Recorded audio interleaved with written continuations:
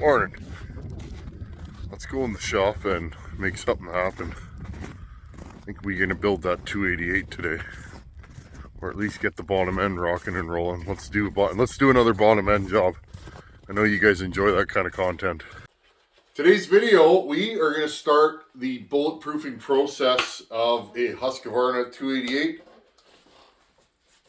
This is an interesting topic. You either love or hate these. Some of you guys don't like these at all, and some of you have had good experiences with them. And again, my experience is with Farmertec parts. These are the first Farmertec saws I've ever bought. Maybe I should order a Farmertec 372 and see how that thing runs. My personal 288 runs better, I would say, than any 288 I've run. Now, most of the 288s I've run look like they were dragged behind a truck to the landing to go cutting. I have never run a clean low-hour 288. So mine, though, it pulls a 32-inch bar in hardwood like it's going out of style.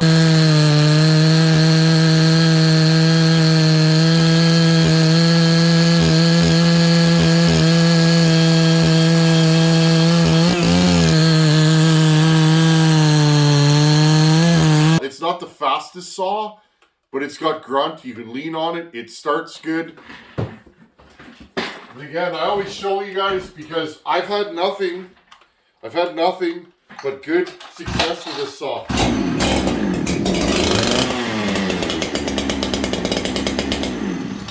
Friends, that was a cold start, okay? Cold. I haven't run that thing in quite a while. That's how that saw runs. Fantastic. It runs great. The carburetor works. Anti-vibe's good.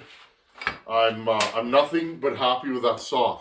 But that being said, I don't trust a few parts on these saws for logging / tree service work, okay?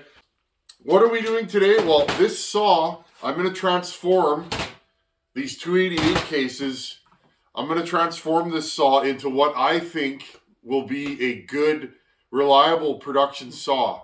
Okay, and I'm going to change parts in it. But let's do another bottom end. I know you guys love the bottom end builds. This can be a little nerve-wracking for some people the first time that they do it. I remember the first time I did a bottom end. It was on an 026 still years ago. I wasn't sure. I thought the saw was going to blow up, but lo and behold, it lasted for years. I ended up selling that saw, and it was still good when I sold it. So, again, if you learn how to do this, then you can buy saws that are blown up and just go through them and rebuild them. So, okay, if you've never done this before, heat gun works, torch, or if you have a wood stove, leave these on your wood stove for a while, and they will heat right up, and you'll be good to go. And if you're new to this, okay, 60 degrees Fahrenheit is what they're at right now. So room temperature. Okay, turn your heat gun on.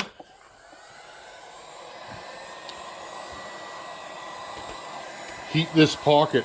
I actually lit my fire in the shop this morning with this heat gun. If you guys haven't tried it, put your paper or cardboard underneath your wood and lay the heat gun, and it is incredible how quickly you can build a fire with this because it blows smoking hot air. It'll light the paper on fire and then feed hot air into the fire. Another thing I do if I need a quick fire. Okay, and I'll just stand here and heat these up. I won't bore you guys with the details. Okay, it's about 3 minutes later. I find 250, 275 is kind of the sweet spot.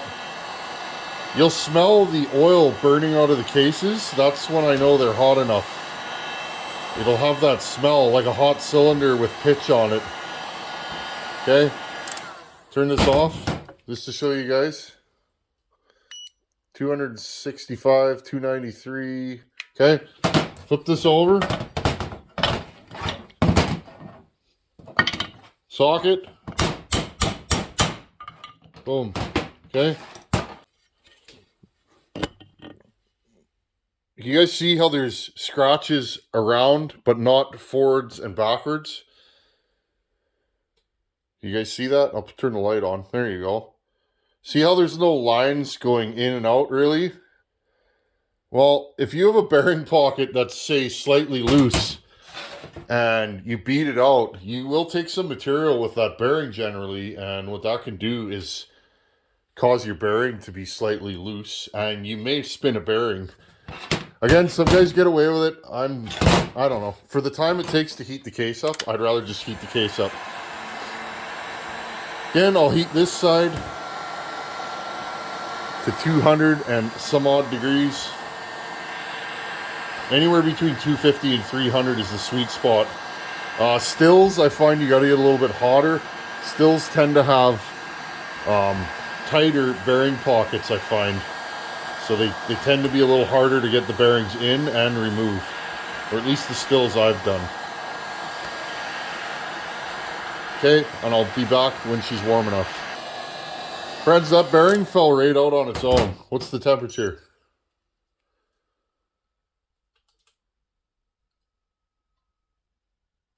$250, $260. The bearing literally fell right out. I didn't tap it, so there you go. Couple things I noted, since we're going to scrutinize these because they are what they are. So you guys see this little line here? There's a little step when they machined it. I'm not going to touch that. I think it'll seal up just fine. There you go. You guys can see it real good there. There's a little step in between the cases. Again, it's like under 1,000. It's like a half 1,000 steps, so I'm not super concerned. Okay, here's my cleaned up case. These, make sure I don't burn my hands. These are the Farmertec bearings. They're not SKF, they're S and F. These don't feel that great. 6203 P6 is what they say. I couldn't see that when they were installed, but they're okay. But again, when you're pushing horsepower through a saw, because these bearings are tiny. These are big bearings for a saw, 6203s, but they're tiny, and I like to put the best quality bearing. So we're going with SKF's 6203 C3. That's unoiled. Look how smooth those are. Okay, here's the package. And again, got these from Wolf Creek Saw Shop. Thank you, Ryan. Ryan supports the heck out of this channel, and I'm going to support him wherever I can. I appreciate if you guys go over to Wolf Creek and check out what he has for sale. He's been so good to me, and I know he'll take good care of you. Okay, so part of the bulletproofing, we're putting these bearings in. I'm going to heat this case back up. This side is blind, so it has a shoulder. So I want to drop that in there all the way in so that it's seated against here. This side is bored straight through. I'm going to put this side on the crankshaft, if that makes sense. I want my bearings seated properly. I've seen this in many a saw, especially these and 266s. This is your PTO side. If your bearing is too far out, okay, if your bearing is too far out, your oil pump sits against there. You can put the oil pump in as a stop. Okay? If you put this bearing too far out, what'll end up happening is the oil pump will hit it and it will stop. You'll end up binding up the gears in your oil pump, and you'll be blowing up oil pumps all the time, or the drive gears.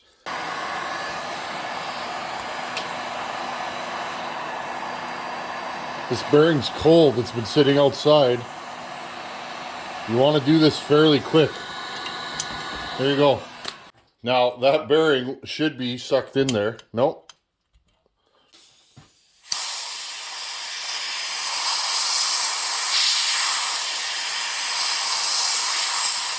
Okay. There. That ain't going anywhere. This crankshaft is stone cold. I could probably drop this right in there right now. Okay? But I'm not going to. I'm going to apply a little bit of heat to this bearing. I don't want to get it smoking hot, but I'm going to get this bearing hot. Okay, this crank is cold. Just to heat up the inner race a little bit.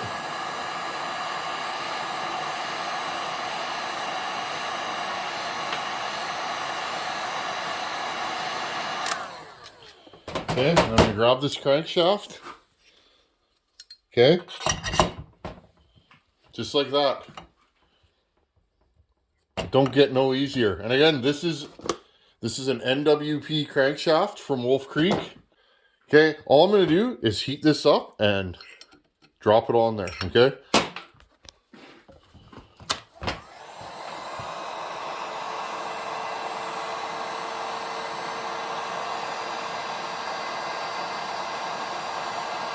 Just heat up the inner race just a little bit. All you're doing is swelling this a thou or two, and then it fits over the crank. It's an interference fit.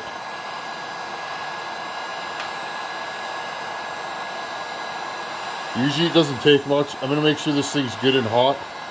If it gets stuck halfway on, you're going to have to use a piece of pipe and drive that inner race on. Okay, grab my pliers. You can see how easy that is? Just like that. Okay, now I'm going to let this cool down. I'm actually just going to put the whole thing outside.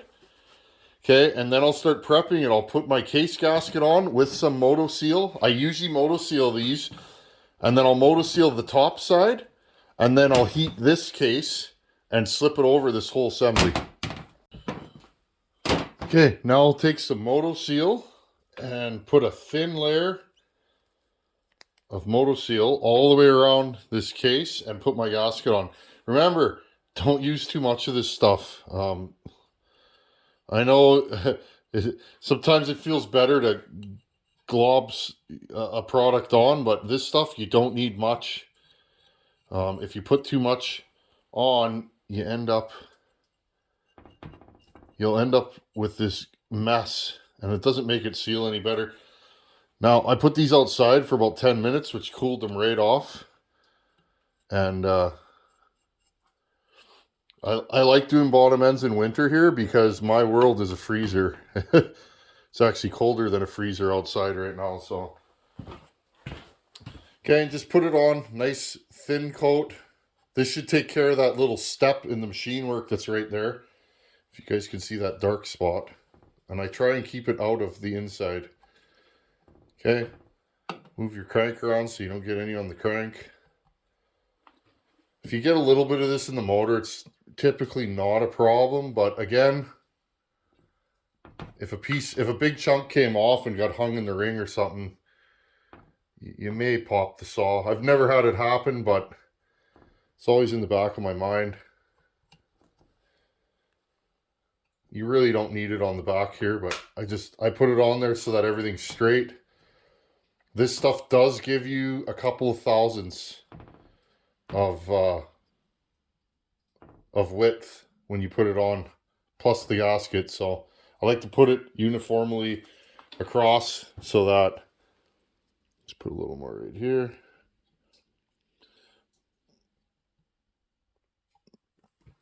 Okay, and I'll put the gasket on. Then I'm going to heat the other side up with my gasket maker on the other side of the gasket. Okay, throw this on. Lining it up with the holes. I think the lineup dowels are slightly bigger on the Farmertec. So yeah, I'm going to have to punch that a little bit bigger, this hole right here. It's close. Yeah, I'll have to make that a little bigger. Okay, well, always something there. Okay, I just use my punch. Punch those a little bit bigger.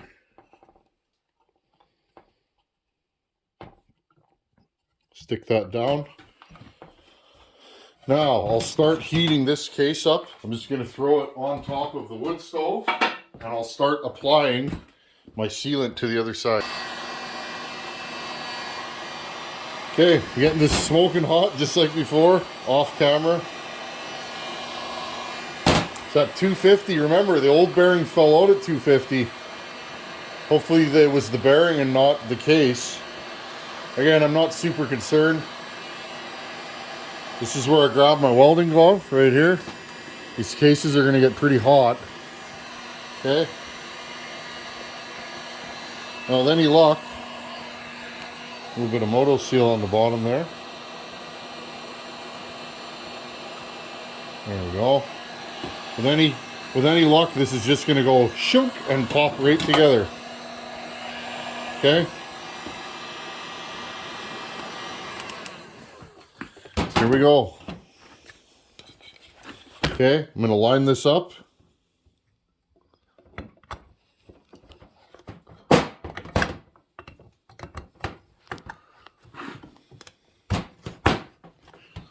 There we go. One case assembled. I'm going to put my bolts in, tighten them all up. There's already sealant in the holes. I put a little bit in while I was assembling this thing. We should be good to go. I usually put the 4 center bolts in. 1, 2, 3, 4. So what I'm trying to show you guys, 250 plus, you want those bearing pockets at. If you don't have a temp gun, when the cases start smoking, they're usually 275, somewhere around there. That's when they're hot enough. If they're not starting to smoke a little bit, they're generally not hot enough. If you want to do this without any issues, if you want the case to just pop together, see how I didn't panic there? But you gotta work fast, because the cases will cool down 25-30 degrees pretty quickly, especially if that bearing's cold, which it was. Okay, I'm just gonna cinch these down. I'm gonna put the front ones in with no. These front ones hold in the falling dogs. Okay, I'm gonna put these in just to hold the case together. I will end up pulling them back out. There's one. There's the other. Just want to make sure you don't get an oil tank leak or anything like that.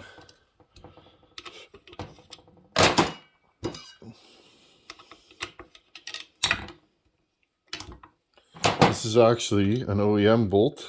I swapped one of the bolts in this kit out for an OEM bolt. It's got some schmutz in it. There we go. This thing down, cinch these. Actually, these don't bottom out without the dog on them. This one does. Interesting. See, so there are some differences in the cases. And there's one short one here that goes at the back.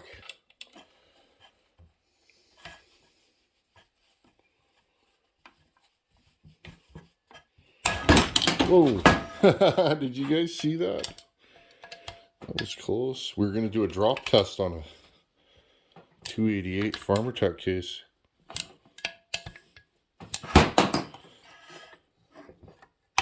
Now, if you guys look, I don't know if you guys can see it. The crank is slightly too far to the left. See the gap there?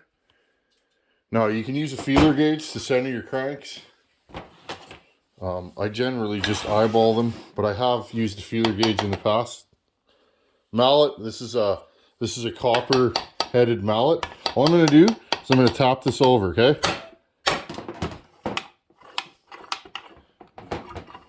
And now there's no tension on the crankshaft. I'm going to hit it over one more time. Okay. There's no tension on the crankshaft. I'll just tap it this way a couple times. There we go. Smooth. Again, I want to make sure it's pretty much centered. I'm just going to go one more time. There we go. That crankshaft is dead center. Hopefully you guys can see that. Dead center in the crankcase. Now I'm just going to let this thing cool down. Now I can start the fun part, which will be timing cylinders and figuring out what I'm going to do with this build. We're going to do that together on the next video. I'm going to time a bunch of cylinders. Let's decide which cylinder would be the fastest out of the box. Which cylinder would make the most power? Now, that's going to leave out compression and stuff like that because depending on your cylinder coating, some of the rings might seat quicker. Look at this, friends. This is a precision knife. And yes, it is sharp. Look, you ready? Oh, and it fell in. Tap this inside out. There you go. Now, if that's not precision engine building, I don't know what is. Look at that. Shook! Again, when you're done, when you first put that crankshaft in, it's not going to move freely. And I might have to tap this again once it cools down. Okay? But I generally adjust them to their final spot when they're hot because everything moves so much easier. But again, smooth as glass. There's no oil in this thing. Once I oil these bearings, it's going to be even better. There you guys go. Okay, it's about 10 minutes later. Everything's cooled down. I can touch the cases. And this thing's smooth as glass. To me, this is the start of a good saw. A good crankshaft and good bearings are always where I start with a build. It is very rare I build a saw that I don't do a bottom end in. Maybe something for me if I'm testing out a theory, but if I'm building a new build, I am always going to put crank bearings in. I just think it's good practice. Yeah, it takes a little bit of extra time, but you're generally going to have a saw that's going to last a long time. A little bit of gasket maker in there. Just going to peel it off with my finger before it dries. There we go. That's what's nice about this stuff. You can put it together. You can put it together and crank everything down right away. There's some more right there.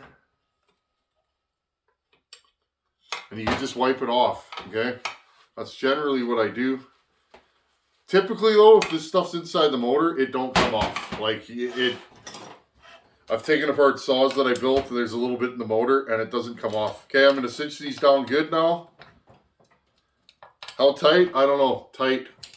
I know I don't use a torque wrench. Again, I've never broken a bolt in a case. I've never stripped a screw in a case. And I've also never had a cylinder or any of that come loose. So I find you can't over torque them with these because they twist. And when they start to twist, I just back off. There we go. This is going to be good. So there you guys go. That's how you do bearings, bottom ends. On any saw. It could be any saw. It could be a Stihl, Husky, Dolmar, Poulin. It really don't matter. Some of the old saws, they have bolts that hold the bearings in the case, but typically 99% of saws that you're going to run across have bearings that are interference fit into the cases. You can put them on the crankshaft first, like I did for half the saw, or you can put them in the case first, like I did for the other half. I showed you guys both ways. They both work. I do one or the other based solely on the design of the saw. If the bearings go against the shoulder, I'll typically drop them in and then put the crankshaft on the bearing and then do the same thing with the other side. I'll heat the bearing up and slide it over the crankshaft. If they're a straight bored through hole like this saw is, then typically I'm going to put it on the crank because once it's seated fully on the crank, it can't go any deeper and I know it's not going to be sticking out too far because again, the oil pump on this side is the shoulder. You can use the oil pump as a shoulder if you want. A lot of time oil pumps have rubber bits in that, so you might want to take all those rubber bits off because it will get hot. Oh, this is nice. So there you guys go. Hope you guys learned something and or were entertained, and that's how you do a bottom end. Thanks for watching. Take her easy. Later.